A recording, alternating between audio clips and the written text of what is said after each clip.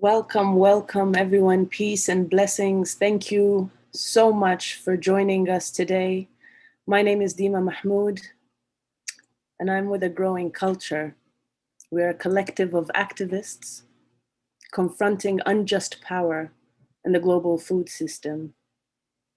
We're here to support those on the front lines fighting for food sovereignty, grassroots movements, partners around the world like some you will be hearing today. I hope you will be doing more than listening. I hope you will be engaging. I hope you will be asking more questions. I hope you will be questioning why what we're going to hear today is not on the news, or is not on the news as it should be on the news. We're very excited for an extremely, extremely rich and very important dialogue. To honor those on the front line and to emphasize that this is a global movement. AGC is yielding its platform to hear straight from the ground. So we will hear in all the languages that the fighters on the ground are comfortable to speak in. So please, there is an interpretation button on the button. Choose the language, listen to it, take a moment to share this video, tag your friends, whether you're on Facebook, on YouTube. We need this message to come out. I will be yielding to Lauren, who is also with A Growing Culture, to tell you more about what we're learning about today. Thank you so much for joining us and for being here. And to the partners and family in Philippines, I thank you for all you do. I thank you for your courage, for your bravery, and for your efforts, and for coming here to teach us today. Thank you. Lauren? Thank you, Dima. It is an honor to be here with you today and with everyone around the screen. For the people tuning in around the world,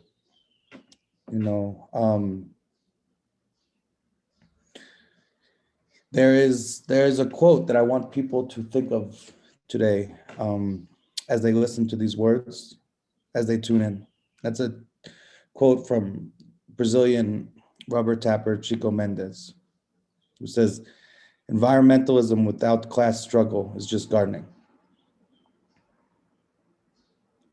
For a lot of you around the world, you get emotional and excited about environmentalism and fixing the world's problems. But what we fail to recognize is that it comes down to land, sovereignty over land. Who owns the land? Who controls the land?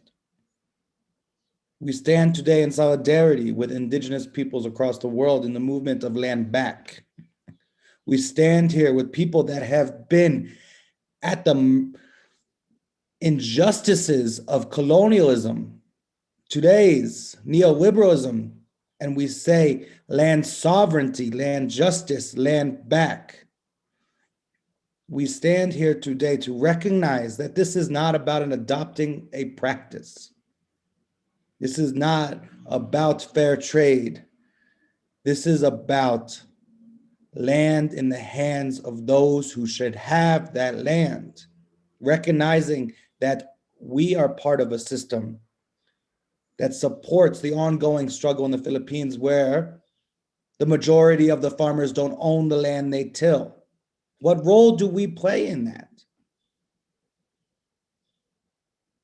Let's think about this. It's not just about buying a certain product.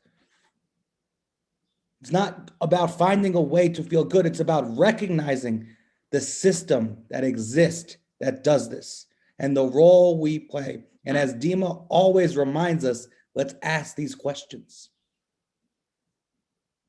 So I am so excited to be here today to listen to these heroes, to these sheroes, to these legends and activists, because this is what we're here to do, is to learn, to unlearn, to listen, to engage. I want to give a special shout out to Manga and Christina, who organized this episode, who I'm so grateful for. Both fierce inspirations to me, to A Growing Culture. And we hope that we know this is just an ongoing partnership of solidarity, because our liberation is tied. And we recognize that at a grown culture. So thank you for tuning in, and we start the process of learning to unlearn right now.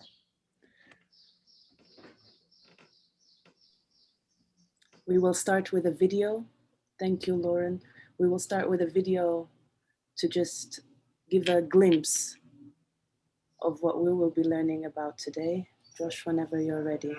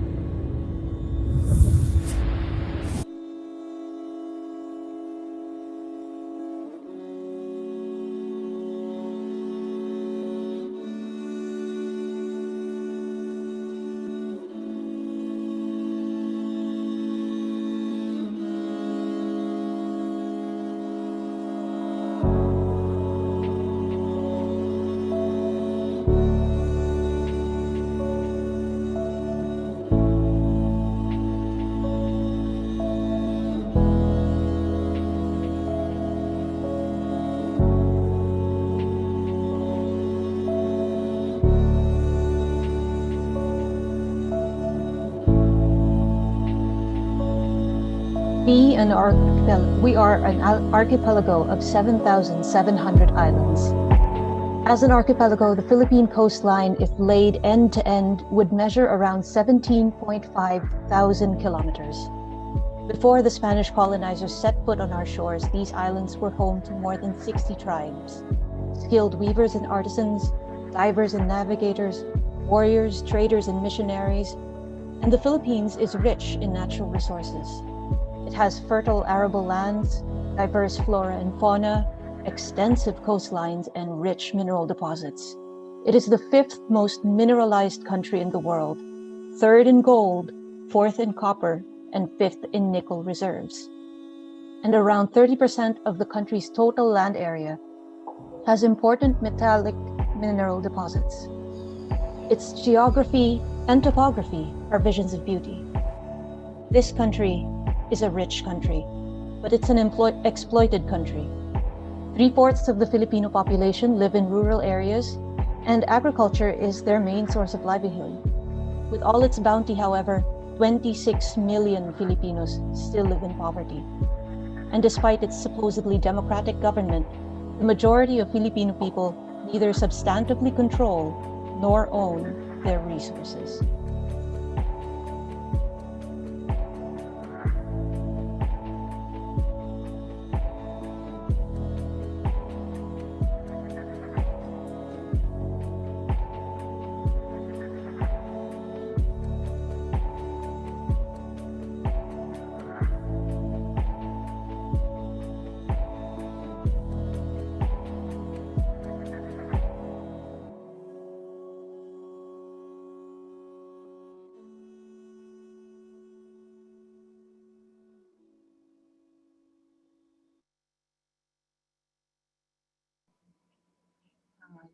Good morning, everyone. Good evening from Lockdown, Manila.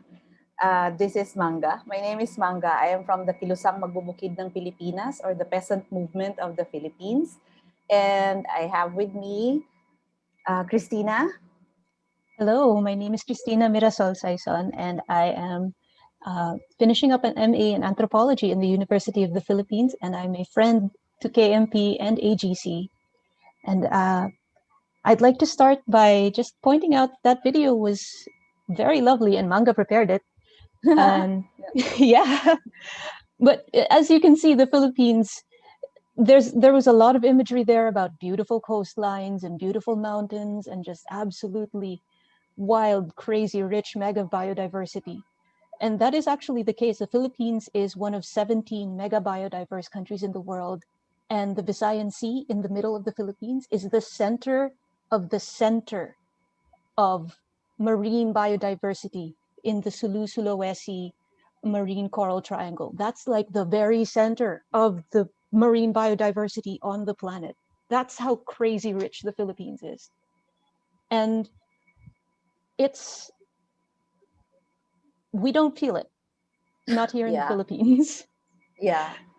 As much as we wanted to show you everything, all the beautiful things that we have here in our country, it is a reality that that beauty is the reason why a lot of corporations, a lot of big corporations are very much interested in developing our resources. And this is a case of the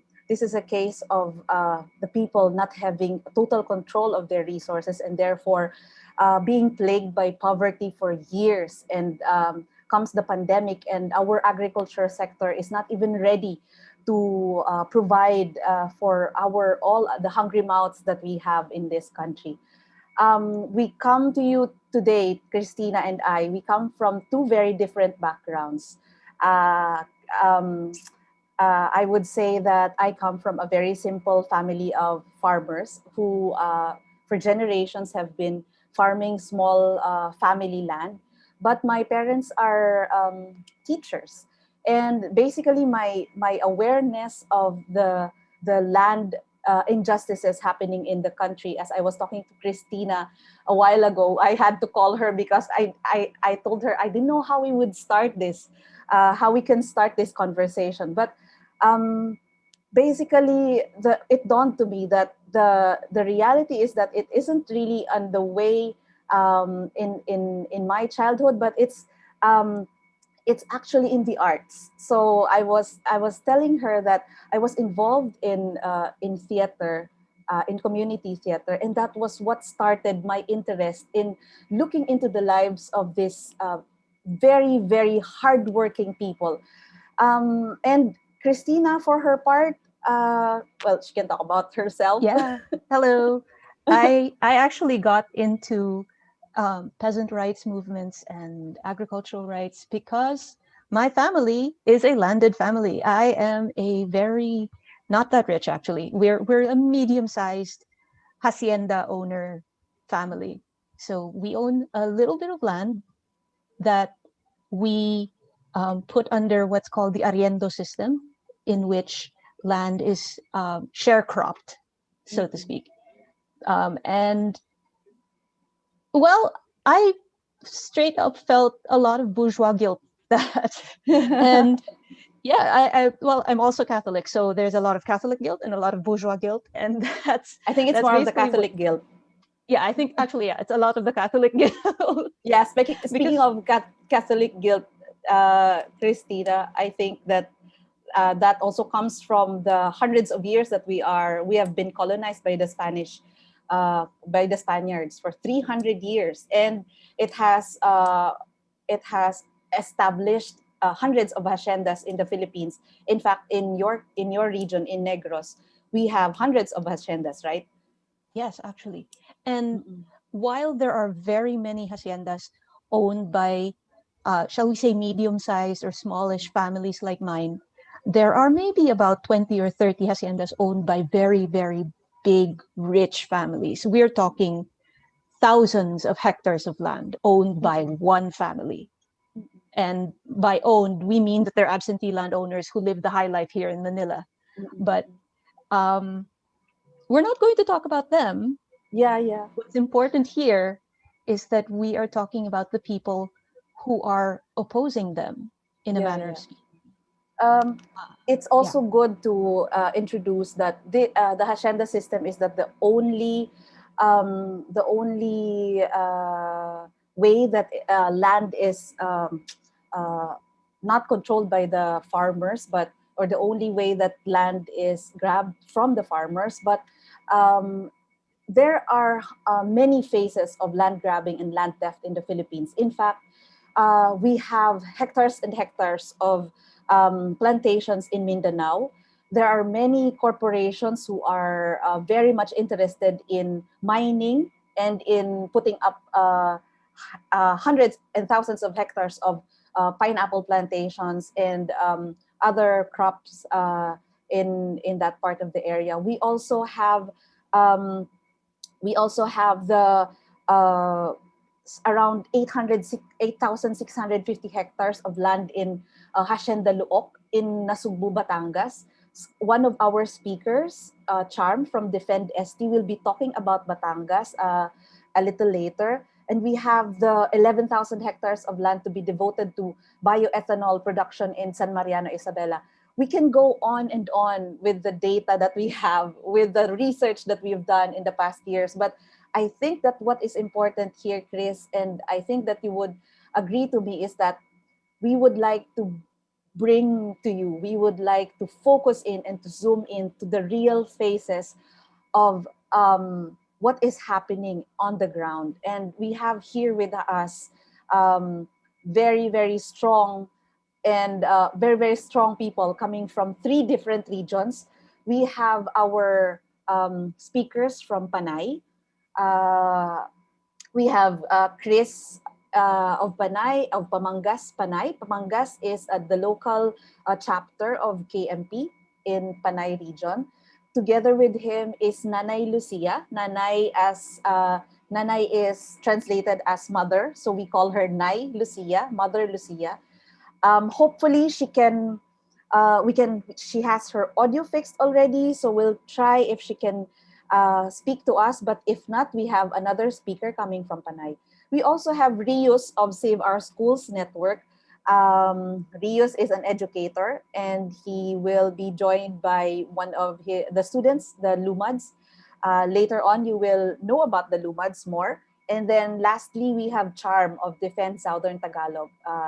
Charm is a human rights advocate, and we will hear from her more a little later. So maybe to start off, Chris, yes. Just for a little bit of context, for those of us who are not familiar with the separation of island groups in the Philippines, so there are 3 major island groups in the Philippines: Luzon, Visayas, and Mindanao. So Charm from Defend Southern Tagalog is from Luzon. Chris, other Chris, and Nanay Lucia are from the Visayas, which are the islands in the middle of the Philippines. And then Mindanao is the southernmost tip of the Philippines, famous for a lot of conflict, but also famous for just how crazy rich it is. Yes, famous for my favorite durian. Yes, durian, oh my God. Yeah, I didn't realize that we have representatives from all of our major islands. That's very good to point out. Yeah, so we'll start off. We want to start to hear from Pamangas from Panay. So, but first we will show you a video about one of the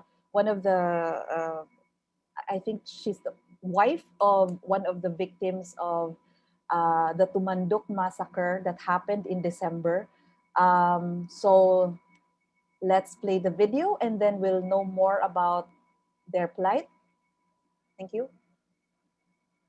Amuda nga halin sa kamalaman o kon ninuno namon nga ginabilin giday ka kamalaman kag ginpapanubli kanamon nga mga sunod nga henerasyon nga dapat pangapinan. Amuda hasta do karon ginakaptan pa namo daya kag hasta sa apo namon ipapanubli namo daya nga panindugan udang manggaranan ya lupa ka mga tumandok sa dunang manggad nga malduroy nagka-interes nga paano agawon ya lupa namon ya mga tumandok o kun gubon ya kabukiran. Gindeklarar ni Diosdado Makapagal kadang 1962 ya lupa ka tumandok nga army reservation nga nagalapad ka 33,000 hektar. Ikaduha, amudang nga may nagsulod pag nga ahensya ka gobyerno nga taga DNR nga gusto patamnan ya lupa ka mga tumandok kakakahoyan himuon nga forestry. Ikatatlo nga proyekto ka gobyerno amudang Halaor Dam nga grabe nga kahalitan ya ginatuga nasa mga dunang manggad ka mga tumandok kag makagaba ka pangabuhian namon bilang mga tumandok. Naglambot pagani nga ya iban namon nga mga tumandok ang dalang nga baydan para sa diin nga hindi lang magreklamo o kung magpamalabag o kung magsunod lang kakagustuhan nanda. Na kami ginpaathag o kung waay nanda ginpaagi sa proseso nga ipaathag kanamon ya hanggod nga halit kadyang dam nga project ka gobyerno. Ilabi na gid dam nga gintukod nanda grabe gid ya kahalitan na o kung mawasak gid ya pangabuhian naman nga mga tumandok. Halimbawa dang dam bangod dayan dadaya mapahalin kami may posible nga mapahalin kami sa amon nga kalupaan o kung sa kabukiran. Ti paano ya amon nga kabataan kag amo nga kaapuhan paano mapapanubli namon ya dunang manggad namon o kun mga tradisyonal namon nga mga tumandok kun waay den madura kami sa lugar nga ginsubli namon sa kamalaman namon nga mga tumandok. Apang anong sabat ka gobyerno imbes taw-an na kasolusyon o kung buligan na kami nga mga tumandok para sa diin mauntat ya makahalalit yung mga proyekto pailain sabat na ginmilitarize na ya kabukiran ka mga tumandok. Bangad nga grabe nga pagpangapin kag pagdepensa naman ginmilitarize ya kabaryuhanan o kung kabukiran ka mga tumandok amo dia nga nakaabot sa pagmasakir sa siyam kabilog nga tawo kag pagpagdakop ka 16 tawo partikular sa bana ko nakita ko mismo kung paano nandagin masakir nga dyan mismo sa atubang ko kag nakita kaduha ko kamata nga gintero nanda nga waat ka bato-bato yabana ko.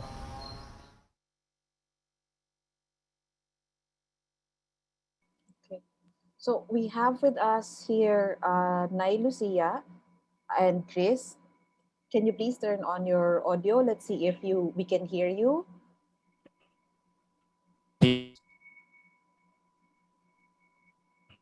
One more time, please. Can you hear me? Yes, can you hear me? Okay po. Yes, we can hear. Ka Chris, it's a bit choppy. Yes. Yes po. So maybe we can just ask Jay. Okay. We'll just ask Jay to speak to us. So Jay is supposed to be our interpreter, but well, Jay, you are now our speaker. Please, Jay. Thank you. We'll have to ask Josh to make Jay as one of the panelists and remove him from that interpreter box. Okay, go ahead, Jay.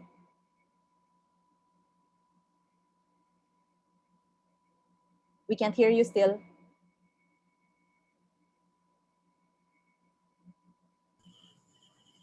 Oh yeah. Hello. Now, please. Yes, go ahead.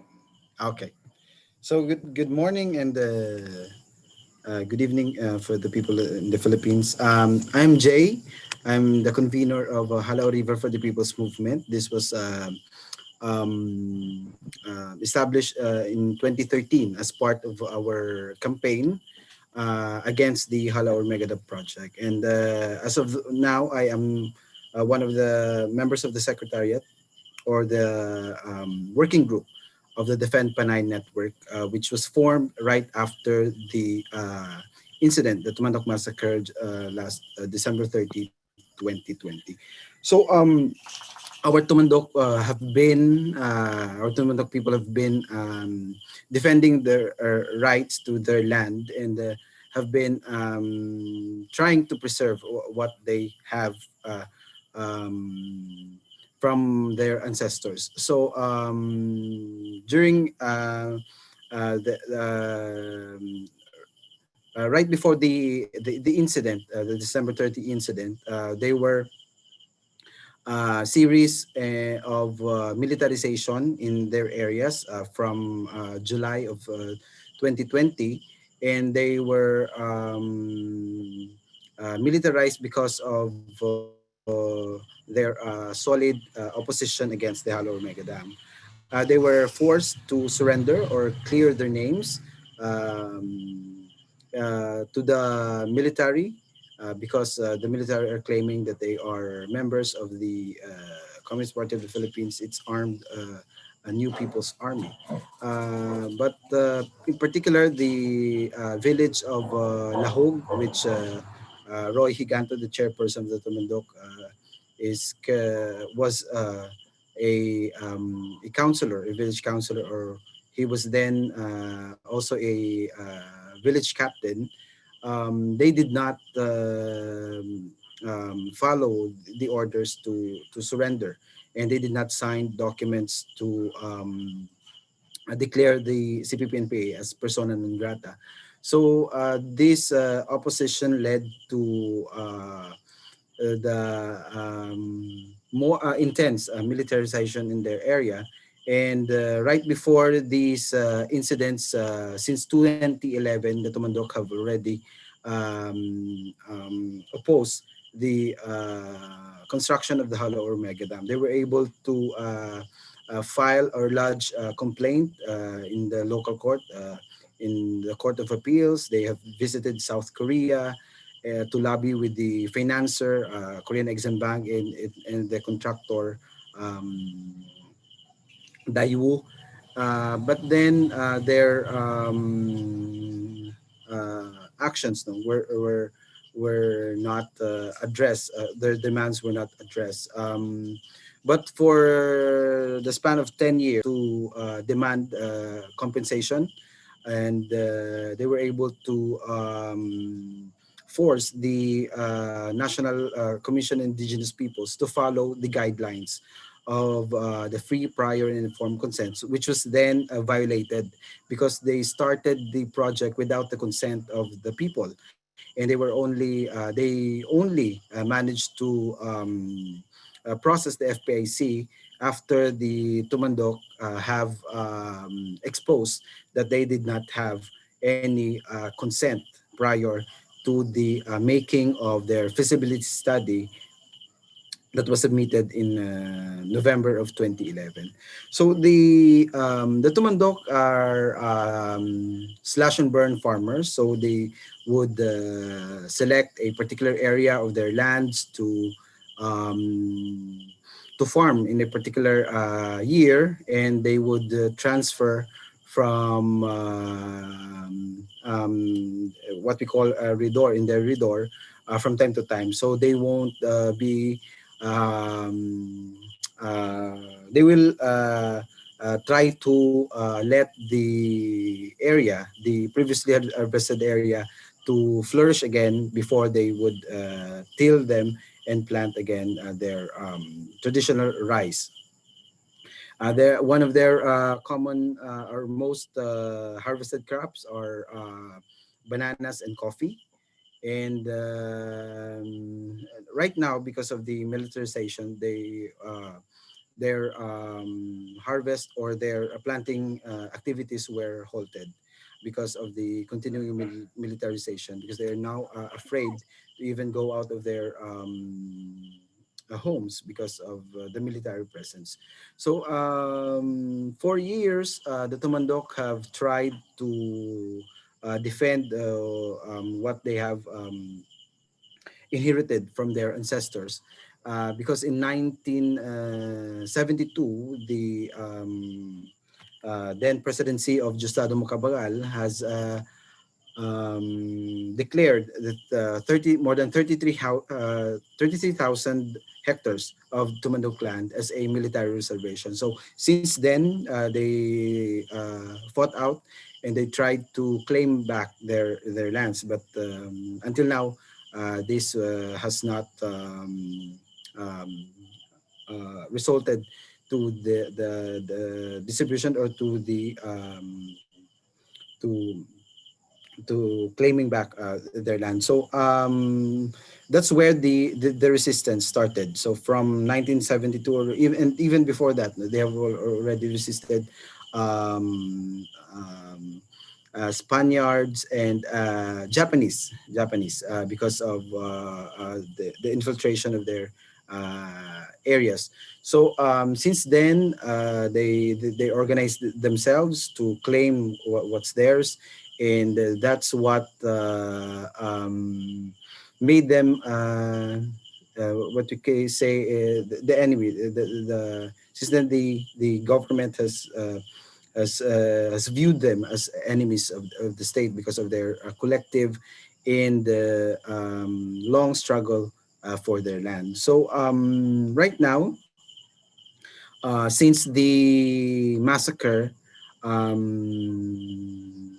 many things have changed, with regards their ways of life, their farming, and even their solidarity. Many, because of fear, have transferred to some safe places, and many have not tilled their land, and many have fear and trauma, have experienced fear and trauma, and because of this, there is no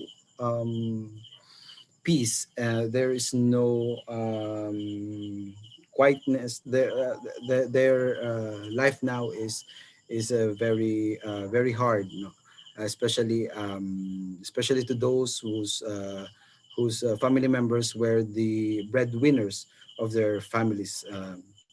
So their struggle is not isolated. It's not isolated from the struggles of other indigenous peoples and national minorities in the country, and even to the entire peasant class, because it's all rooted to the land, and this is the major reason why people in the Philippines, especially the indigenous and the national minorities and the peasants, have since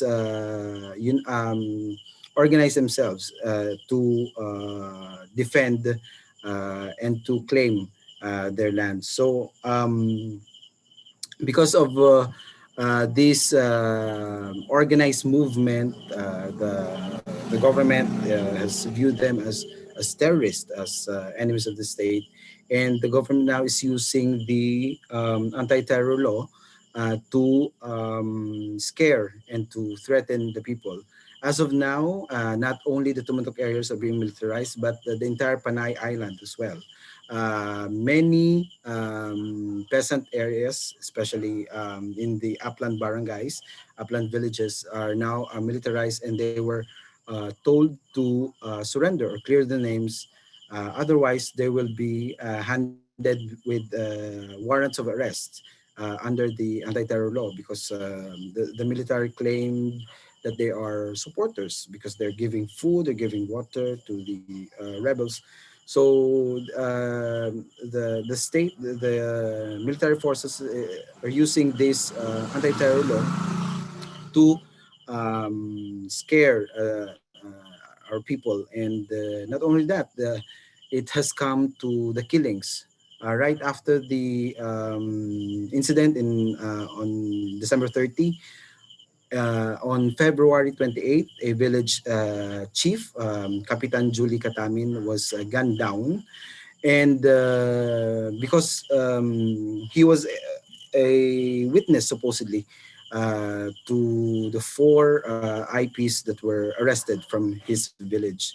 And just days after that, on March 3, Attorney Angelo Carlo Guillen was stabbed with a screwdriver. Imagine a screwdriver in the middle of the night on March 3. And because of his participation as counsel for the Tumandok indigenous peoples. I'm sorry about the dogs. So that's and since then, since December, the militarization heightened, not only in the Tumandok areas but also in many areas here in Panay. So even us, we are targets. Since 2018, we were red tag. Our photos were plastered all over the city of Iloilo. I was specifically Red Tag, because I'm also working in an alternative media organization. So I was dubbed as the spokesperson of the CPP-NPA here in the region. And these attacks did not stop.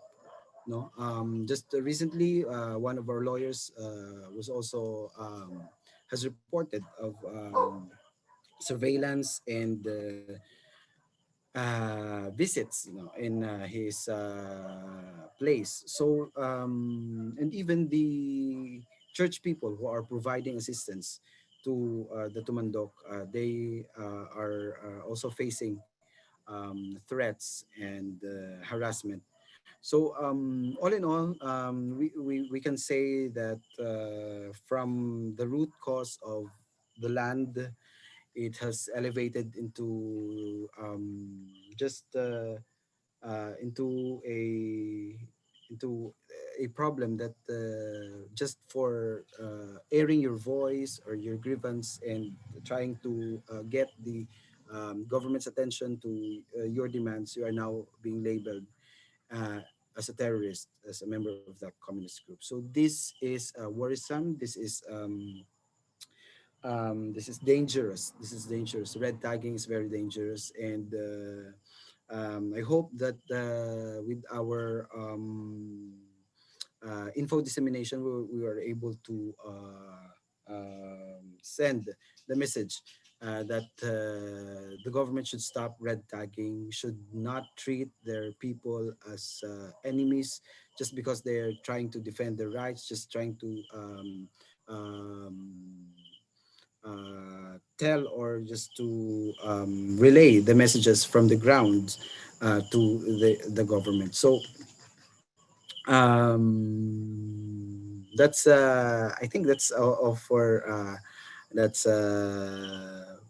what I can share as of now. So hopefully we can discuss more with your questions. Thank you. Thank you, Jay. Yes, and just to give an update, we received news that yesterday a lawmaker, I think Franklin Drilon, a senator, is trying to pass a bill to stop the red tagging, and that those politicians who are red tagging activists and individuals and groups will not be allowed to run in office. So that's part of the bill. It's a very short bill. We hope that soon we can get a hold of a copy of the bill, and that we can also have that content on our social media. So thank you very much, Jay, for sharing. And we also thank the efforts of Nanay Lucia. We also thank the efforts of Kakris. As Josh said in our chat box, these people are very much mobile right now. They cannot stay in one place. And so we are happy that they have taken their time to be with us tonight, even if they're not able to speak, but we have Jay anyway. So next is our group from Mindanao. So from the Visayas region, we're going to Mindanao. We are going to talk to Rius, but before Rius speaks, we'll show a video of the Save Our Schools network first. Josh, please. Tagas ato bagdang, hinang ato paan, dinito bubungan, bubungan, balwat, kabingawan, pigudan-udanan, pigabun-gabun. The students in the Lumad alternative schools begin their day farming as part of their curriculum before going to their other equally important classes. The simple life they aspire for is not easy to reach. The Lumad communities have been the subject of gross human rights violations due to interests in the rich and fertile lands which they live on. Due to their lack of access to basic social services, the communities took upon themselves to create their own ways of survival. Bilang ekspresyon doon sa pagtugon sa pagdepend ng aming ancestral domain, ay naisip namin kasama ang mga leader sa komunidad, kasama ang tao sa komunidad, at lahat ng involved sa community nagtayo kami ng aming schools. Meron kaming mga experience na sa simula talaga nagsusulat pa dyan sa dahon ng saging. Saka yung gawing chok ay yung uling. Kumbaga yan ang sa simula. Subalit ngayon dahil tumitingkad at saka dumadami, almost 200 plus na yan na paaralan namin ng mga lumad. Highly unreported by mainstream media, Lumad schools have been direct targets of state military and paramilitary groups, resulting to their closure and the halting of the education of thousands of Lumad youth. In 2015, the Lianga massacre occurred, in which 3 Lumad leaders were brutally murdered.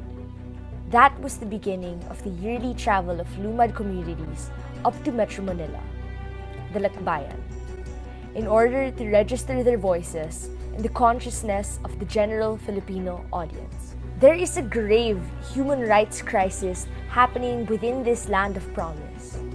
It is crucial for all Filipinos to understand that the struggle of the Lumad people is the struggle of all Filipinos.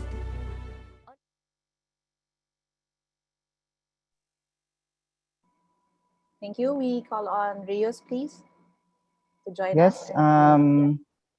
Hello, everyone. Good evening in the Philippines. Good morning, and good day to all around the world. I'm Rios Valle. I'm the spokesperson of the Save Our Schools Network right now.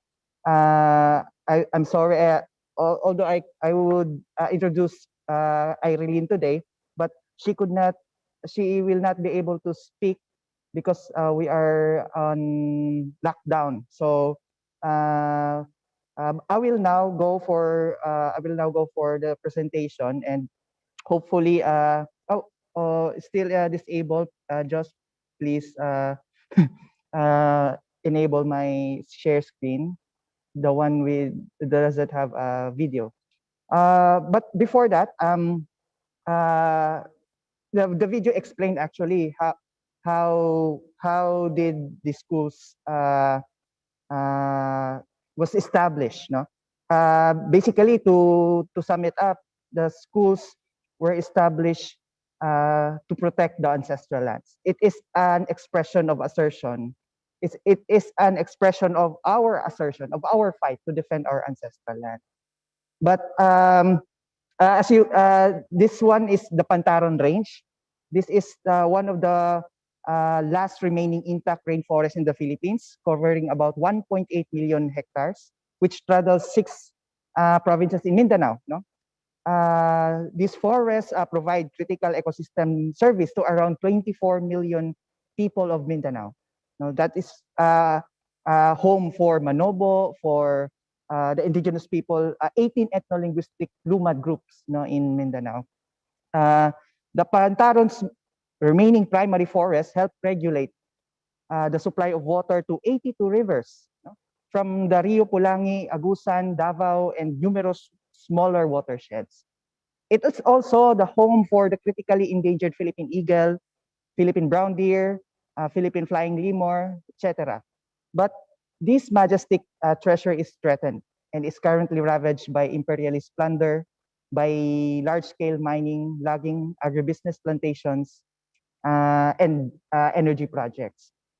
Right now, we have an annual rate of 120,000 hectares lost due to deforestation since 1950s. Yeah, even in the Pantaron Range. And right now, also, Pantaron is being threatened by an $800 million China-backed hydropower dam in Pulangi, which is situated around west northwest of the Pantaron mountain range, which will affect 30,000 indigenous people, the Lumad. No? This is the Pulangi river, no? One of the largest river in the Mindanao. Another one is the conversion of ancestral lands into agribusiness plantation, which is right now around 7,000 hectares of land in 5 regions in Mindanao. And in 2017, the government announced that 1 million hectares of palm oil will be cultivated, in Mindanao, which has started already, in 2018. And one of the most one of the most ravaged, or one of the most very destructful plunder, in Mindanao is the large-scale mining. According to the Mines and Geosciences Bureau, in 2019 alone, 100 mining areas have been applied in Davao region alone. That's just a small region in Mindanao. But in totality, Mindanao is considered the mining capital of Asia, as what Manga said earlier, that it has around, it is the top source of gold, copper, nickel. This is not a dream. This is real. What is happening in Mindanao is very disturbing, even at times of pandemic. That is why we are being attacked. The schools are being attacked. Right now, Irene is here, but I will just introduce her.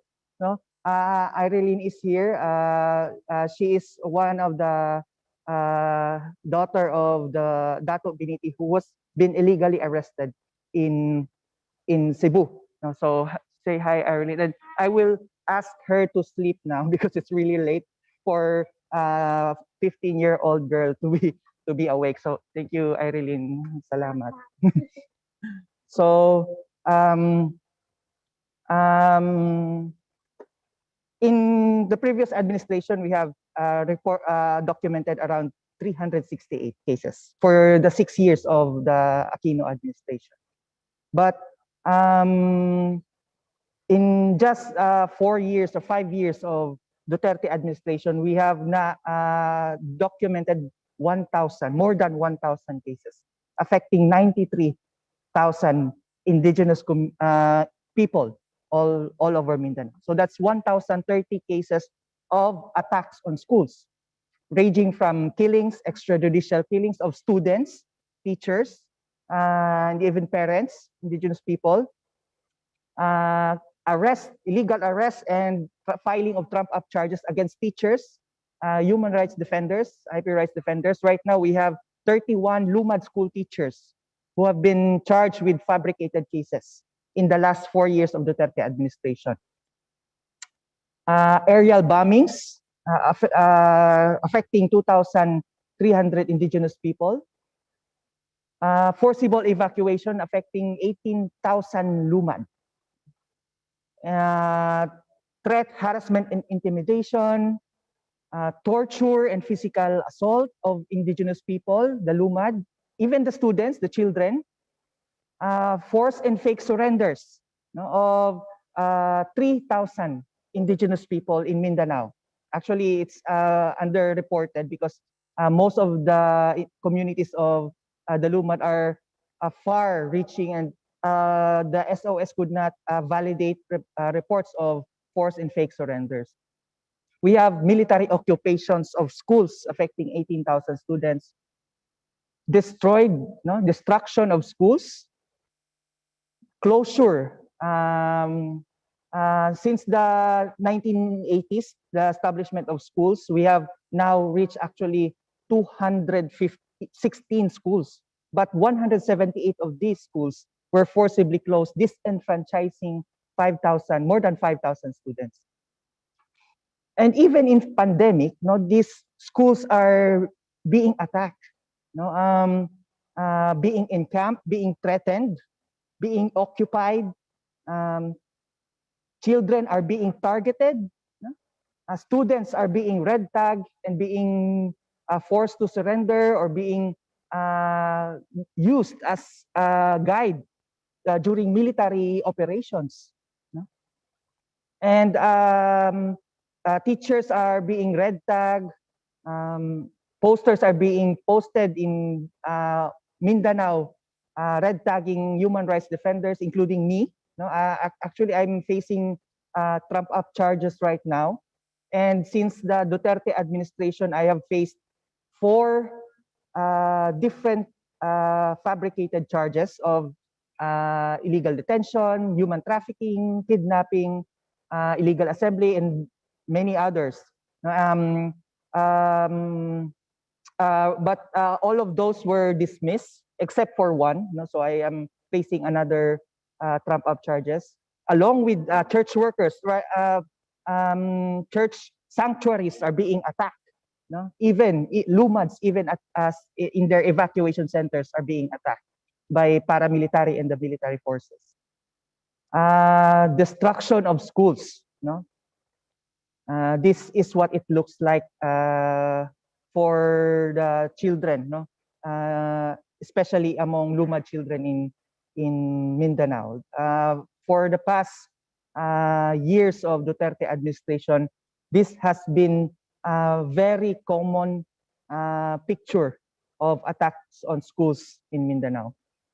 That is why the children, the teachers, and the parents are having a movement. No, it's called the Bakwit School. No, we came from Mindanao and we went here in Metro Manila.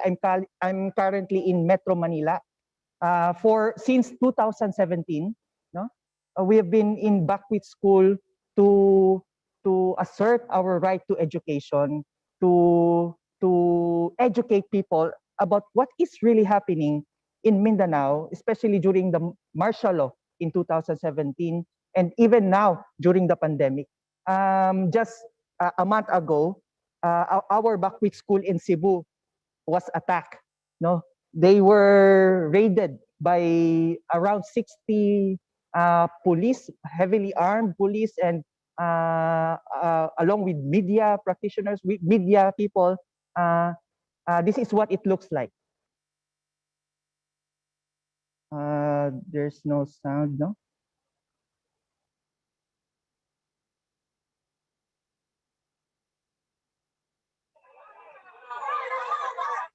It has sound already.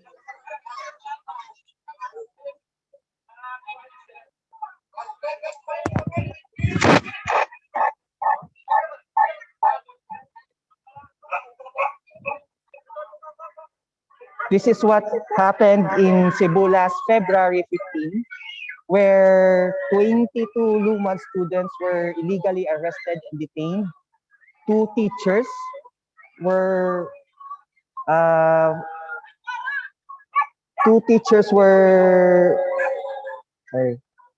teachers were also arrested, along with 2 Datu elders. The children were choked, they were beaten. The elders were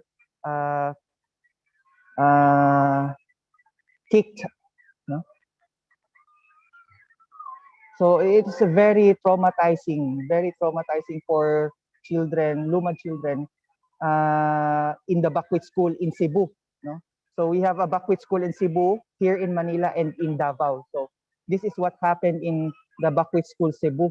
And right now, children are still in the DSWD. They are 5 of them are still illegally detained there, while 7 of them, 2 students, 2 teachers, and 3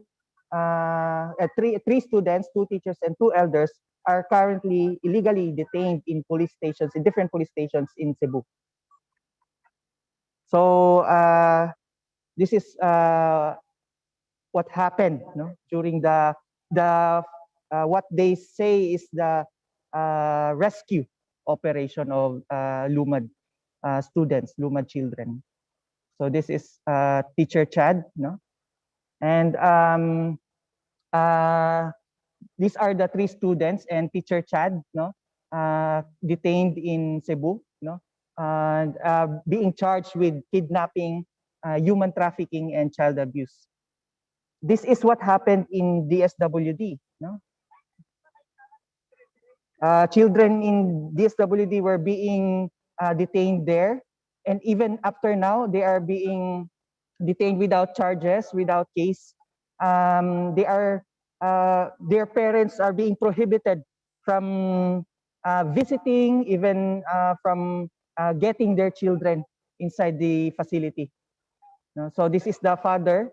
That is why in the the first week of the March, we filed a writ of habeas corpus to get at least the one child, no, because the parents of some of the children were threatened by the police in their communities. So only one parent were able to travel from Mindanao to Cebu and file the writ of habeas corpus.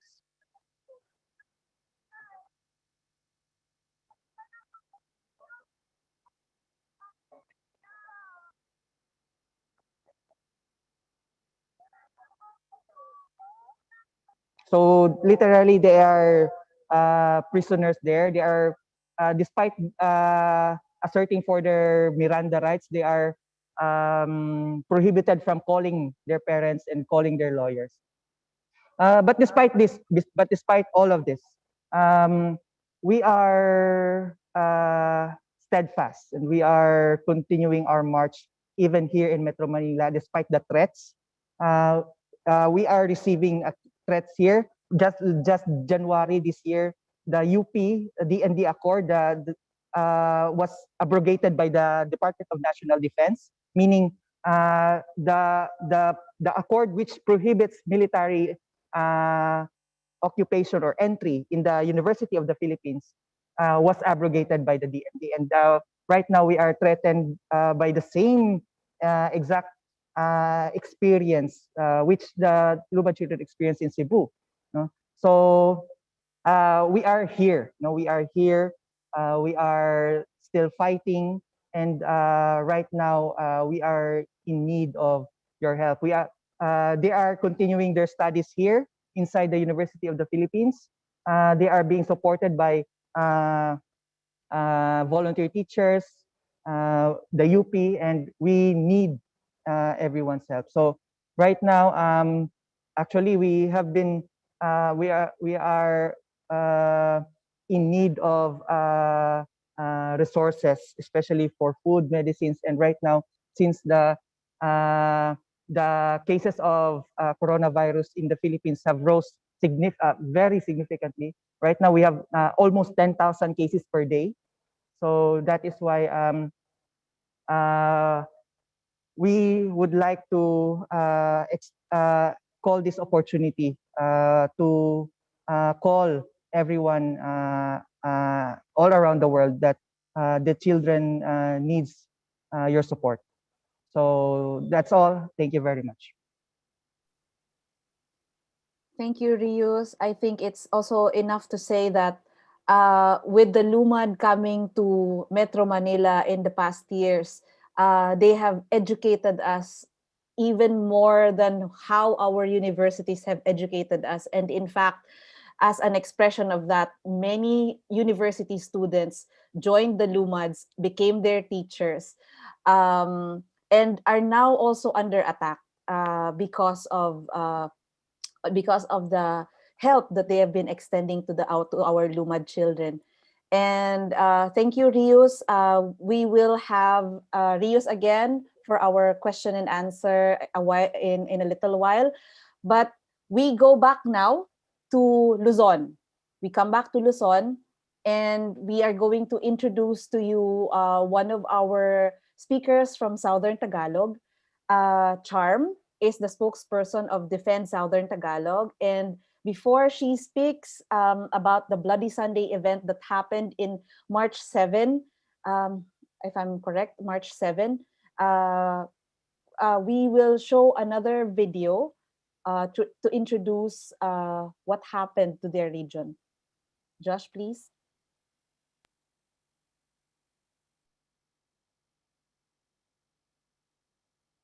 Saan man yung pagtumba daw ang gobyerno, habe? Ako magsugot, matumba ninyo ang gobyerno. Mula akong gina ng military police. Pag-enkwentro gani mo, magunay ka aras, patya. Patya yun. Tiwasi. Anong human rights? Ako ng sugo. Ako'y mapriso. Ako'y, why problema na? I do not have any qualms about doing the things that I have to do as part of them. It's the values in me na unsalay tarong.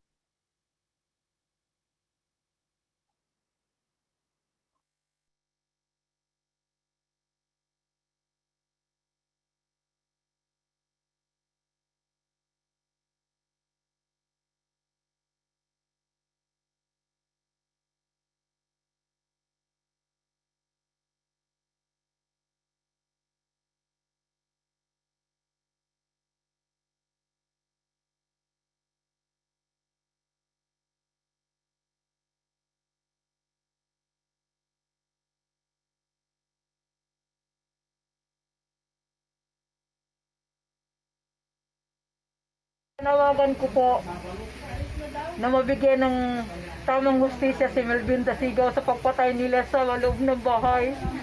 Pwede naman nilang hulihin sa maayos na paraan eh. Tataniman ninyo ng baril at granada.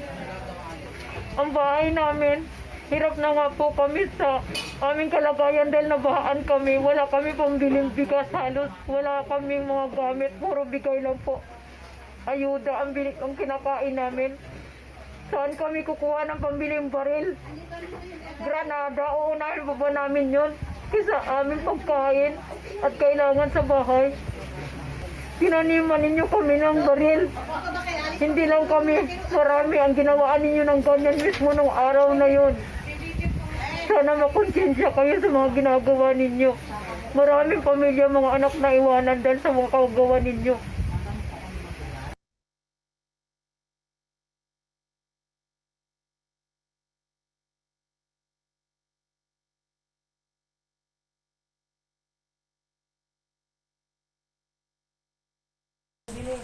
Tapos yung damit na yan, nakalagay sa aparador hinalwas.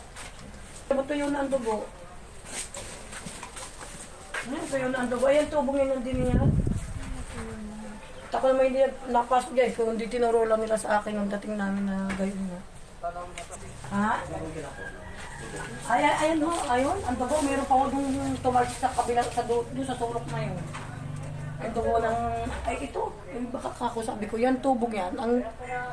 At doon pa raw yan dahil parang lalo sa ilalim ng lababo. Ay baka kako'y nakita o yun ang hinala ko na nakita na siya. Ba't may dalang tubo rito? Ba't may tubo? Anong naging dahilan may tubong ganyan? Yan po tubong yan. Ay, yan ang hinandini eh. Yan tubong yan. Ba't napagalaw na? Ayan, dugo yan. Awa ko kung buhayin ka sa dugo na lang na yan.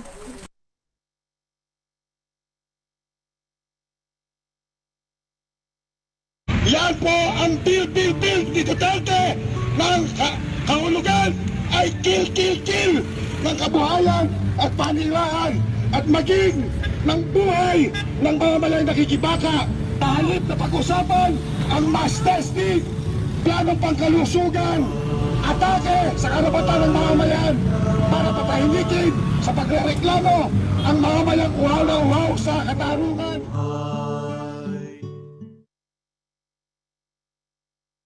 Invariably, ang sinasabi nila gobyerno ang pumatay. Huwag kayong maniwala niyan. Kung ako ang nagpapatay, sabihin ko sa inyo, pinapatay ko yung putang inang yan kasi gago yan. Hindi ako magdadalawang isip. Patay, human rights, okay. Kaya ang sabi ko sa military, patayin mo.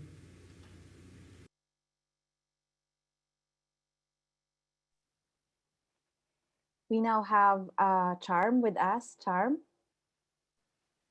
Good evening from Calabarzon and good morning to all of those watching us, or good afternoon, whatever time zone you may be in. It's still very hard for me to watch those clips of what transpired on March 7, 2020, otherwise known as the Bloody Sunday Massacre in the Southern Tagalog region. The Southern Tagalog region is the largest region in the Philippines. It's composed of two subregions, Calabarzon and Mimaropa. Calabarzon uh, is home to 5 provinces: Cavite, Laguna, Batangas, Rizal, and Quezon. And then in Mimaropa, we have Mindoro Oriental, Mindoro Occidental, Marinduque, and then Palawan. So the Southern Tagalog region is home to a vast mountain range, the Sierra Madre Mountain Range, which is the largest or the longest mountain range in the Philippines, extends up to the Quezon and Rizal provinces. And then the islands of Mindoro, Palawan, and Marinduque are known to be home to very biodiverse sites, especially at seas. No, it's also where there is the disputed West Philippine Sea.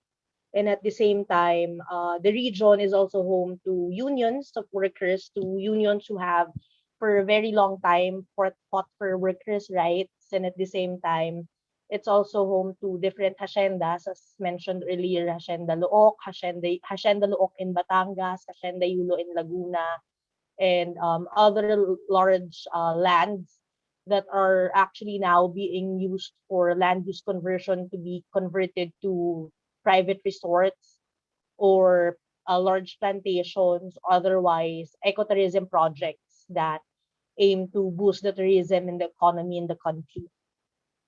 What transpired on Bloody Sunday on March 7, 2021 was something that still brings fear and chilling effect to everyone in the Southern Tagalog region. It has been a very difficult experience for human rights defenders like myself and to leaders of different activist groups in the region.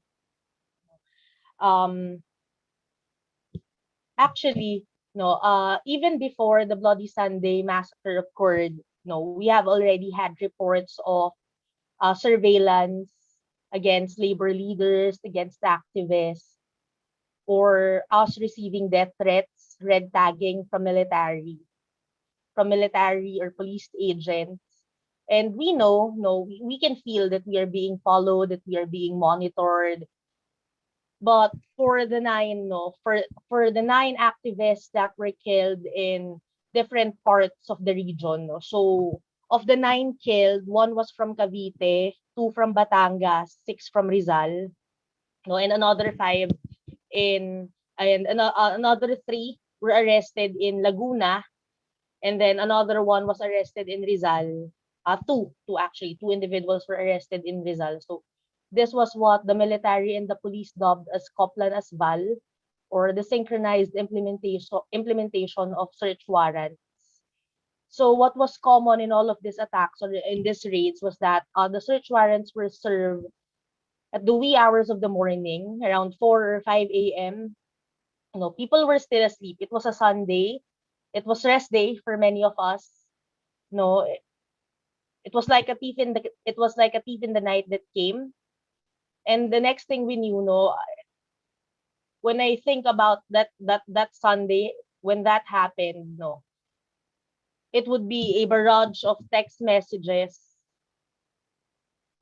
Yes, it was a barrage of text messages, of alerts, of calls for help from different places. We were trying to account for everyone that was served with a warrant or were at least. That experience was it really caused a chilling effect on us. On that very morning, it was 4 or 5 a.m. and we were receiving these calls, these text messages saying, we need your help, send a quick response team here, send a humanitarian team here right now. They are here, the police and military are here, they are fully armed, we cannot see their faces, what we can see what they can see were their weapons. And then for all of these activists, one thing was common. They were very active in their communities. They were very active fighting for their rights, for fighting for what is right, fighting for justice, fighting for the socio-economic reforms that the people need and deserve at this point in time, especially in the middle of a pandemic. In Cavite, there are many reclamation projects happening right now. Many of these are sponsored by the Pogo industry, and then most of them are made by Chinese investors. So Cavite is situated near shoreline, no? So it has Manila Bay very near it.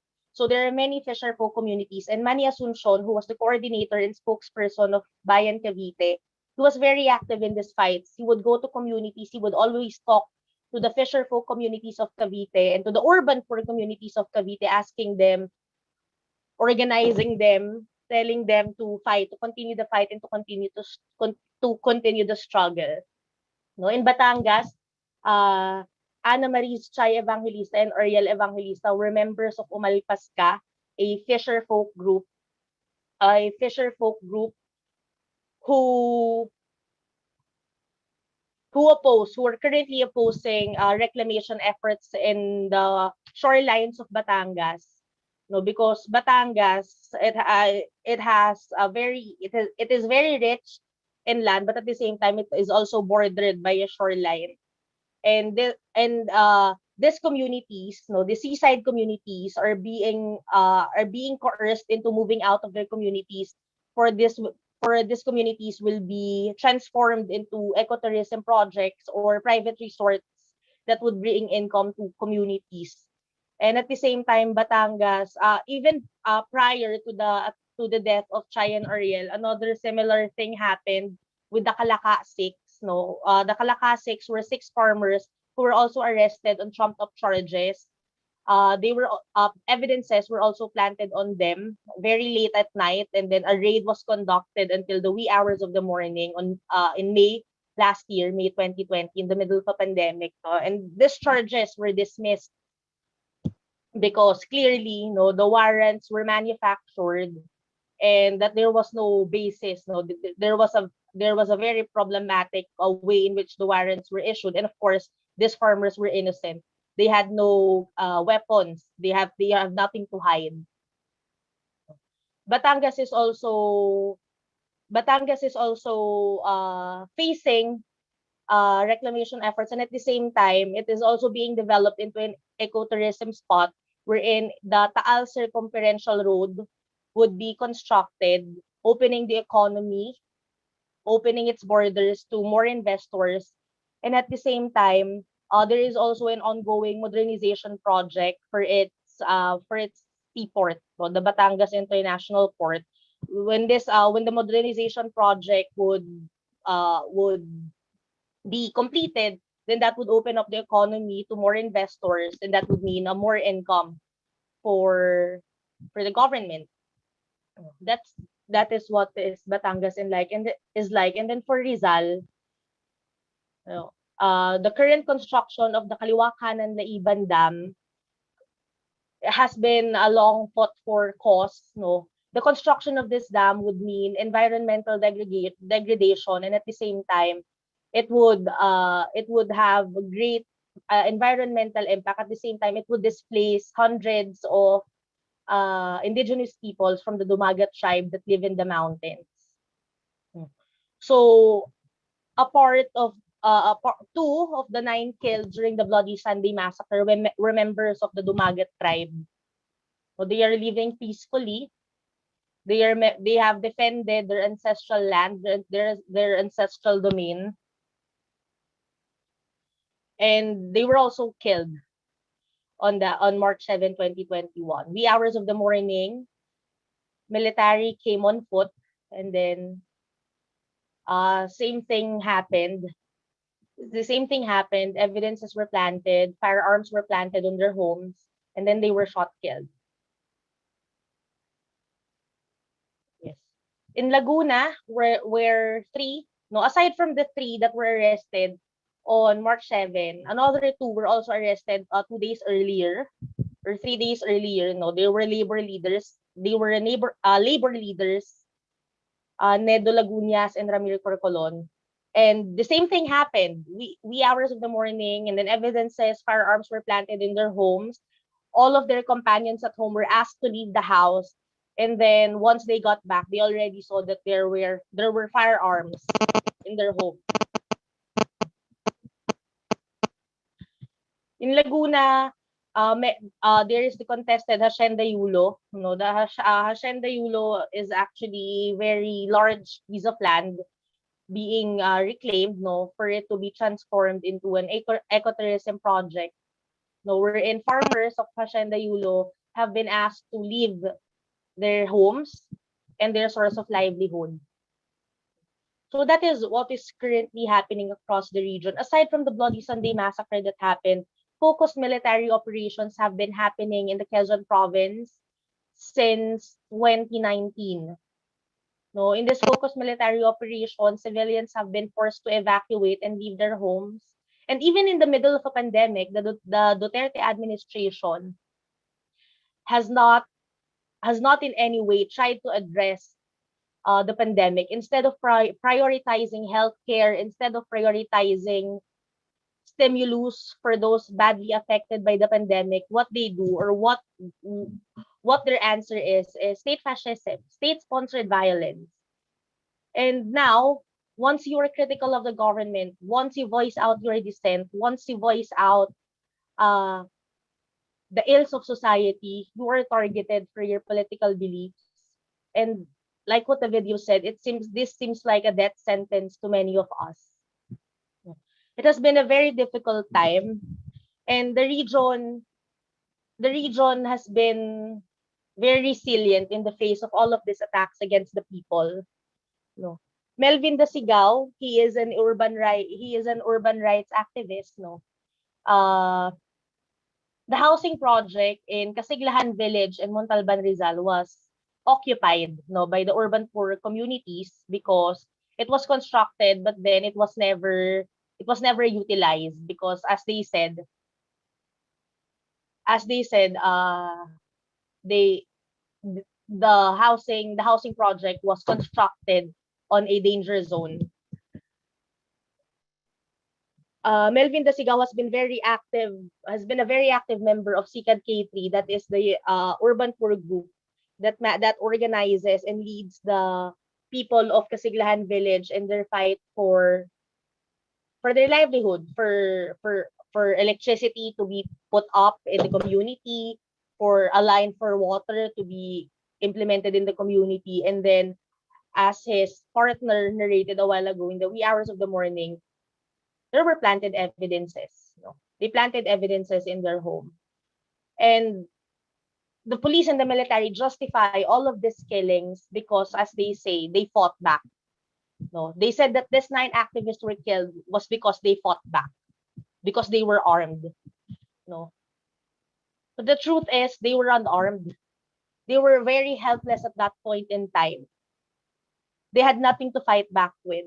They were actually saying, eyewitness accounts would say that they were actually begging the police and the military, telling them that we are people too, telling them that we would go peacefully with you to explain ourselves, show us your warrant. We would go with you peacefully. But then their lives were not spared. They were killed. Their family members saw their body being dragged out of their offices or of their homes. And right now, there's trauma, there's fear, there's all of these emotions that we all have as activists and as human rights defenders. And we cannot help but feel that but we are all under attack.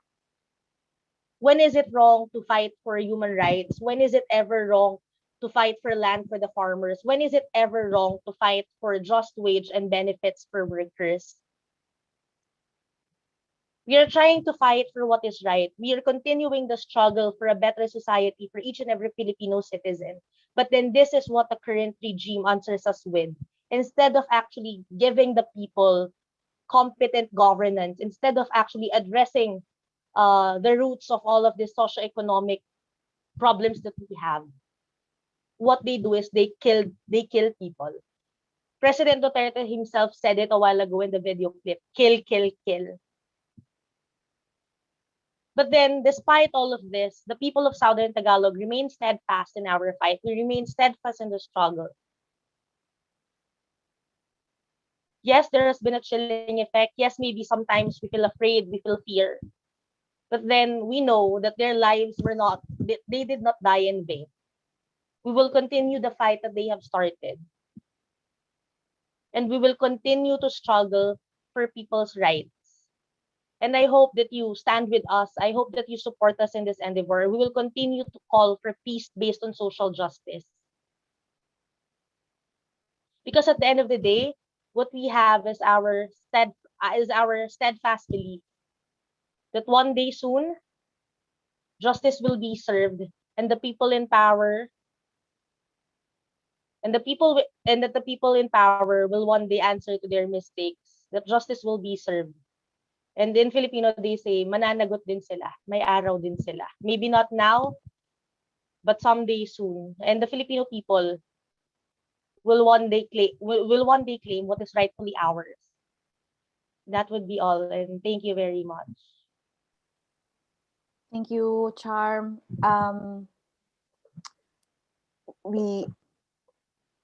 We thank you for your strength, and then we thank you for everything that you are doing right now for our farmers and for our workers in the Southern Tagalog region. For us, the Bloody Sunday event is the closest that has happened in Metro Manila since the killing of the Deputy Secretary of KMP, Randy Etchanis.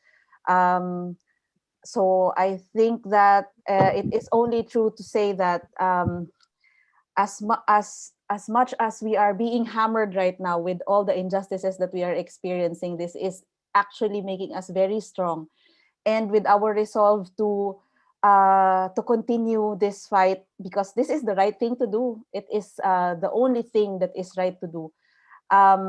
We can say that there are many other people who are willing to join us and who are willing to stand with us, and we thank A Growing Culture for being here for us. We thank them for opening this window in the United States with their audience to us right now, because even if we are on lockdown, we still have a way to send our message to the whole world, to what is happening to the Philippines right now. So thank you everyone for what you have shared. I think we now have Lucia. So maybe we can just ask Lucia to just give a very short message. Nanay, can you turn on your camera and then speak to us, please? Mayong gabi gid sa tanan, no? Sinsya Nay? gid nga na Nay, wait lang po Okay. ilagay lang po natin si Jay sa ating interpretation. Josh, can you help us? Please put Jay on interpretation.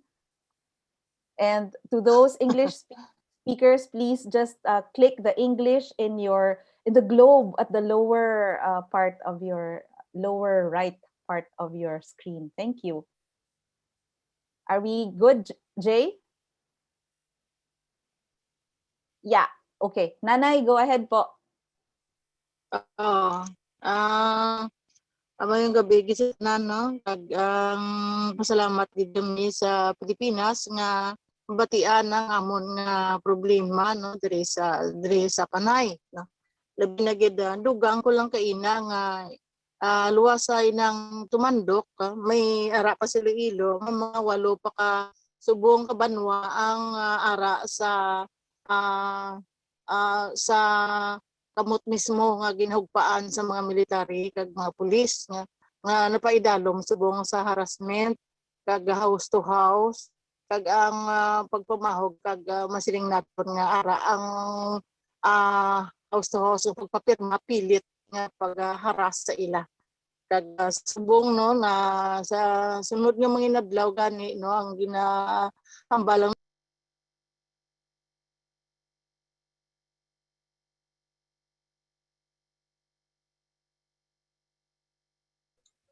Okay, so Nanay Lucia is having some trouble, some technical difficulties. Just for the sake of those who are tuning in from outside of the Zoom universe, just a very brief translation. She was very thankful that people outside of the Philippines can hear their story, and she wanted to add that outside of the territories of the Tumandok, 8 other municipalities have been placed under police have been militarized and have continue to be harassed by the police. And they're also being forced to sign documents that mark them as witnesses or as denouncing the NPA or the New People's Army, which is the armed arm of the Communist Party of the Philippines. And then Nanay Lucia's tech turned off. So thank you very much.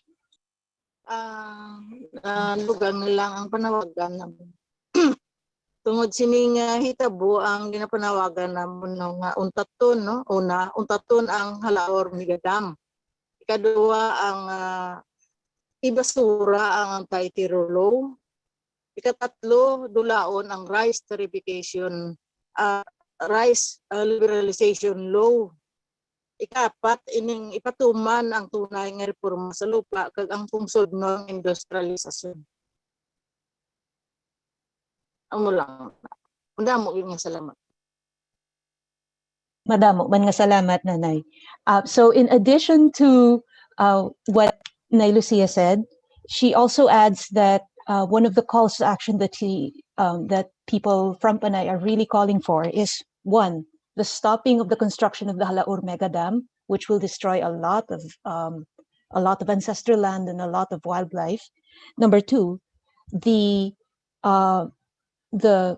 basura, the trashing or the junking, yes, thank you, Manga, of the anti-terror law, which again makes it very easy for authorities here in the Philippines to do what they are doing right now. And number three, to stop the rice liberalization law, which allows rice to come into the Philippines, imported rice to come in very, very cheaply, which undercuts the ability of local rice farmers to not only provide for themselves, but provide rice for the rest of the Philippines. And finally, she is calling for true and substantive land reform in the Philippines, because that has been a problem for decades, centuries here in the Philippines, that land reform and land to the tiller has not been substantively and truly passed and been implemented for people. So that was all. Thank you. Yeah, okay. Thank you. Thank you to all our speakers, and thank you to the questions in the chat box. We have tried our very best to answer them. If you have more questions, maybe we can just, we are right on time, but I think we can extend for a few more minutes just to get a few more words from our speakers. So what we want everyone to know is that these are attacks against our indigenous people, against our farmers, against the Filipino people in the different regions of the Philippines, but it comes from one face, and that is sadly our government, sadly the state troops, sadly the owners of the big landlords in our country, who are also, by the way, the big politicians in our country. Can Also, I add to that, Manga? yeah, yes, go ahead, Chris. And also on top of that, this this governmental abetting of the taking over of indigenous lands, of farmers' lands, is all also tied in with the global with a global phenomenon of land grabbing that's happening throughout the world, where the lands of people who are already disenfranchised are being taken and used to serve the interests of much more powerful bodies, such as multinational corporations, governments, and, as Manga has mentioned, big landowners who want to make a killing, shall we say, in certain industries. So yeah, so in the Philippines, what is the picture actually of farmers in the Philippines is that well, we say that 9 out of the 10 farmers that we have do not own the land they till. They are peasants. They are renters. They rent the land that they till. And then the land belongs to mostly landlords. Our latest data is that it's like 60% of the agricultural lands are owned by only 13% of our landlords, the big landlords. So the land that we have, we do not have a land reform program right now. It ended in 2014, I think, with the Comprehensive Agrarian Reform Program with extension with reforms. But when it ended, 75% of its beneficiaries were not able to pay or amortize for the land. And so that the land that was given to them, or that they benefited from the agrarian reform program, was taken back by the government. These were already converted into commercial land, and this is what is happening in a lot of regions. In Mindanao, the face of that is plantations being turned into plantations. I can tell a story about that, Manga. Yeah, go ahead. I did some field work in Mindanao, and I had the honor and the opportunity to speak with one of the women leaders of at Tiboli. Tiboli is a Lumad group, but Tiboli community in South Cotabato. And she said that even though they have legal title, ancestral domain title to their land, they cannot farm on their land the way that they're supposed to, because they were roped into essentially predatory deals where big corporations, like for example Dole or Del Monte, or well, we can name them all. They're all very big and very wealthy, and they roped them into predatory land deals where they would get 6,000 pesos per hectare per year for their land. And the deal would be that they would plant pineapples, only pineapples on that land, such that they would end up becoming daily wage earners on their own land. And they do not have food security because, again, they can only plant pineapples. And not just pineapples that have been sprayed and fertilized with all kinds of poisons that have been sponsored by a lot of big agricultural industries here in the Philippines. Yes, that is the face of many of our plantations and many of the farms, even in Southern Tagalog. So I think that we'd like to hear more from our panelists, from our speakers, if they can please turn on their camera, and then maybe we can get a few more reaction. Can we get Alan, Jay? Jay's, are you still there, Jay? Yeah, okay. Yes. Yeah, do you have any questions to our other speakers, or would you like to react to any of their sharings on the things that they shared? That's what I have shared earlier. The struggle of the Tumandok people, the struggle of our national minorities, struggle of the peasant in general is not isolated to the entire struggle of each and everyone. For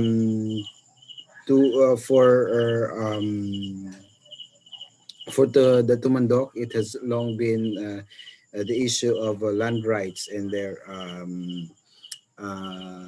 ability, or their struggle to defend and to have their own system that will eventually liberate them from the binds of from the shackles of capitalist plunderers and many who wants to land grab their their ancestral lands.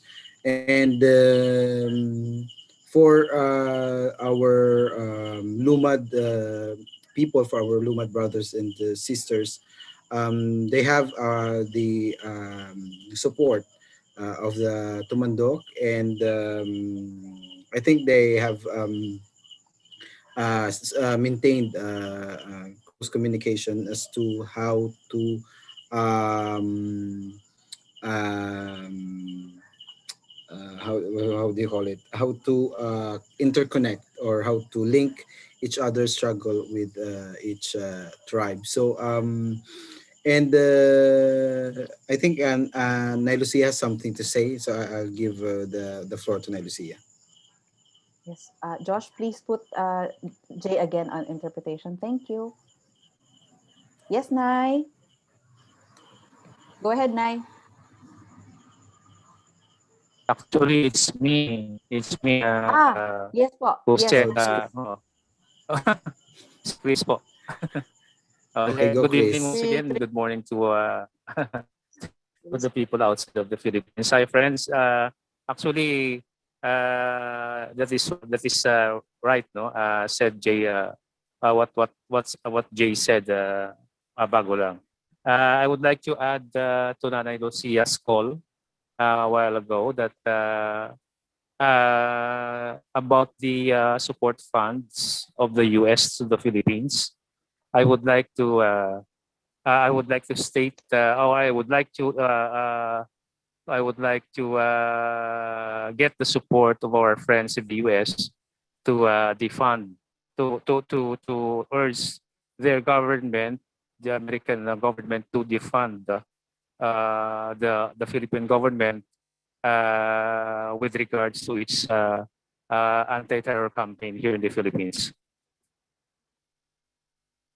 Hello. Yes, Ka Chris. Go ahead po. Meron pa po. Yes. That is that is just my additional comment, or additional comment to the call of Nanay, or additional point. Okay. Thank you, Ka Chris. That is noted. We have friends in the Malaya movement in the US who are pushing for the Human Rights Act in the US. I think that we will put that in the link in our chat box. If you can, please sign the Human Rights Act. One of a part of that act is saying that the US should not give funds to the security forces of the Filipino people, of the Filipino who are killing its people at this time, at the time of the pandemic, even before the pandemic. We also have Rius. Rius, you have anything more to say? Last words, please. Yes. Actually, what happened in Southern Tagalog almost happened in Mindanao right before the Bloody Sunday.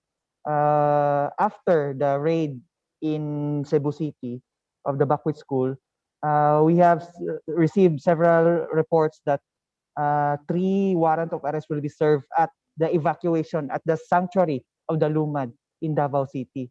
We have, after verification, we've verified that around 20 are scheduled to be arrested, no, and to be there are warrants of arrest for around 20 persons in Davao City. That's why before that Bloody Sunday, actually it's supposed to be a synchronized attack against human rights defenders, against indigenous rights defenders all over the country. But we've managed to secure our indigenous leaders. Actually, 85 people in the evacuation center were sanctuaried in different locations in Davao City. So that's why what happened in Southern Tagalog is very disturbing, and we are still currently under threat, even here in UP Diliman. we are being threatened with arrest and being filed with trump-up charges of kidnapping, etc. So we would like just to say that from the Save Our Schools Network, along with the Lumad children currently here in the Bakwit School, we are one with the farmers and indigenous people in Southern Tagalog, in Panay, and all around the country, and even all around the world. Children are fighting with the people. Children are fighting with the farmers. Children are asserting not just their right to education, but their right for their future, for the safe and green environment. So we thank you again for the opportunity to voice this cause of the Lumad children in all around the world. Thank you, Rius. And lastly, we have Charm. Yun. Listening to the messages from the Safer Schools Network and from the Defend Panay Network, no, it would actually paint us a picture of how development aggression and of how imperialist powers are able to actually dictate policies against the people, and how arms deals from different countries actually would support the terror being perpetuated by the current regime. So listening from the stories of how our indigenous peoples are under attack and how they are being harassed, how they are being hurt, how they are being abused. No, it actually paints a picture that across the Philippines, from Luzon, Visayas, and Mindanao, that we are all actually under attack, that we are all actually that all of our rights are being trampled on, that every one of us is being silenced. But then what is clear is that the Filipino people continues to struggle and continues to fight. And this is actually what we need right now. We need to stand in solidarity. And I am very grateful that we have the international community here with us tonight, actually standing in solidarity with the Filipino people at this a very grave time. No? In the middle of a pandemic, the current regime still prioritizes terror tagging and state-sponsored violence as a means to silence its critiques and the people who dissent and people who struggle for socioeconomic reforms. So thank you very much for your solidarity. And as we can see, no, our activists, our human rights defenders from all over the Philippines are really ready to defend our rights, to defend our civil liberties. And I hope that you stand with us in this fight. It's not different. What's happening in Luzon is the same as what is happening in Visayas and Mindanao. And that is why the Filipino people really need to stand in solidarity. And the international community, we really appreciate your support at these very trying times. And I hope and I look forward to working with you soon, or at least to being able to share all of this that we are experiencing right now. Thank you. And we have Chris. Yes, please. For our calls, the final calls that we are going to do. Yeah, please, Christina. Okay, so a call to action. Since many of the people here belong to the international community, and many of the people here are part of the Filipino American, Filipino British, Filipino diaspora throughout the world, one of the things that I would really, really recommend, first of all, is, well, you're already here. So it's a start. Don't stop. Keep paying attention. Keep listening to what people on the ground here are saying. Educate yourselves. Learn about Philippine history and learn about your histories as diaspora. And learn about things like the Filipino-American War and the atrocities that had happened there, the concentration camps, the genocides. You can also try to consume Filipino media, written comic books, movies, web comics, novels by Filipino writers, so that you can get a better grasp of of just how one can stand in solidarity, not just by acting, but feeling with and staying with the discomfort of being where we are. I'd like to recommend artists like Josh Luna, writers like Carolyn Howe and Christina Pantoja Hidalgo, and of course, the classics. You've got Carlos Bulosan and Jose Garcia Villa, and I could go on about Philippine literature. But anyway, lastly, as a more immediate and concrete way of supporting the movements here in the Philippines, as mentioned before, you can support the Malaya movement, support the Philippine Human Rights Act, and of course, donate, educate, and listen to the groups that are here. Like and subscribe, comment down below if you want.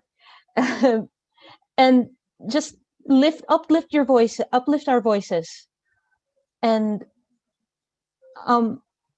be kind. Thank you. Thank you, Chris. Yes, and for those who are interested in supporting the peasant movement of the Philippines, we have our PayPal here, but more importantly, if you are researchers, if you are writers, if you are people from the media, if you are artists who can help us with our social media contents, please contact us, connect with us. You can help us in a lot of ways, more than giving a share of your money to us. Get in touch with us, and if you can, please organize small conversations, dialogues in your communities. You can invite us to speak in those dialogues and in those community consultations. We are here for you. And from Metro Manila, from the Philippines, we greet you. Good morning once again. Once again, we say that thank you very much for listening to us. And we'd like to also say that we are here, we are strong, and with you, we are strong. With your solidarity, we will stand strong. We are activists. We are land rights defenders. We are not terrorists. We are not armed. The only arms that we have right now maybe is our clenched fist, who will continue on with the struggle. So we struggle and we will not be afraid. Thank you very much, everyone. We turn over the discussion to Dima. Thank you, thank you, thank you, thank you, thank you, thank you for all you do, for all you are, for all you represent, for all you embody, for the power you have given us through this knowledge, for returning to us what has been robbed, which is the right to knowledge, the right to know how the rest of our family around the world is doing. In that video, it said nobody will live. And if we are not collectively living in justice, having our rights, uprooting any form of injustice that tells us who we are, who we can be, what we can eat, where we can be, who we can see, who we can love, why we do any of that, until we are all free from all of it. We have a long way to go, and we must keep asking questions. A term that really has given us a lot to think about since the beginning of putting this broadcast together is landed. Please ask yourselves, family tuning in from around the world, whether you're on this Zoom, whether you're watching live on Facebook or YouTube, whether you're watching this even later or someone sent it to you, take a moment and think what it means to be landed. what it means to be connected to land, to claim land, to know your land is your land. Think about that. Think about where else in the world all of this is happening. Because if you look around, if we pay enough attention, this isn't just happening in the Philippines. This isn't just happening in India. This isn't just happening in Sudan. This isn't just happening in Congo or Mali or China. It's happening everywhere. And we need to start connecting these dots. And the way we do is by asking more questions, is by reaching out to the people on the ground. Christina, you said be kind. It's not just being kind to each other. We have to be kind to ourselves. We owe it to ourselves to get this knowledge. We have to be kind to ourselves because your struggle completes our struggle. Your struggle is part and parcel of our struggle. I'm so grateful, and I am really overwhelmed by the amount of knowledge that I have received, by the power you have given me. I pledge to continue bearing witness to what happens in the Philippines. I did not know a glimpse. I had a fraction, and there's still a lot more to learn. And Manga, you were saying we hope to get to all the questions and we try to cover all the angles. The truth is, sis, there is no way we can encompass or encapsulate or cover generations of oppression, decades and centuries of oppression from our ancestors to today in an hour and a half. And I'm so grateful to everyone who has taken time to share with us. This is just the beginning. Follow a growing culture as we will continue keeping our finger on the pulse, getting the news straight from the ground and sharing it with you. And you in turn, we hope will do your part to keep sharing. To keep sharing. If you can't fund, if you can't give money to these accounts, you can share. And you can encourage someone else to share, because if you don't have the money, someone in your network might. And if they don't, someone in their network might. And this is how this works. CNN won't bring these heroes and sheroes and warriors and queens and kings out on their platforms, but we have a platform, we yield. And this is what we need to do for each other as humans. Thank you so much. Please take some time to digest. Please take some time to send and uplift these warriors, these fighters, and stay tuned as we come back for more. We come back with more. The fight for food sovereignty is everywhere. It is global. It is a revolution of consciousness, and it is how we recognize that we are all connected. So more power to you, and the revolution continues.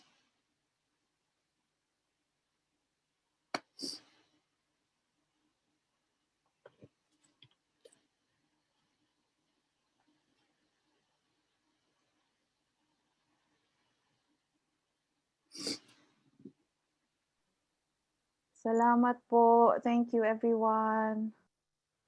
Thank you so much.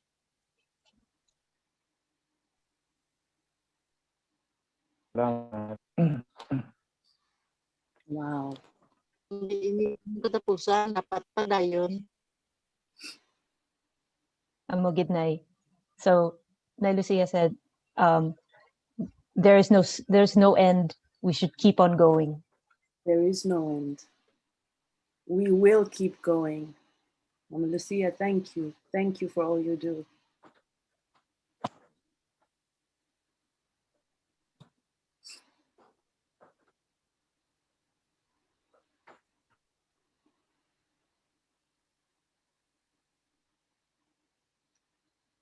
Please take a moment to see the support links, to share. We are done for today, but we are not done with this fight.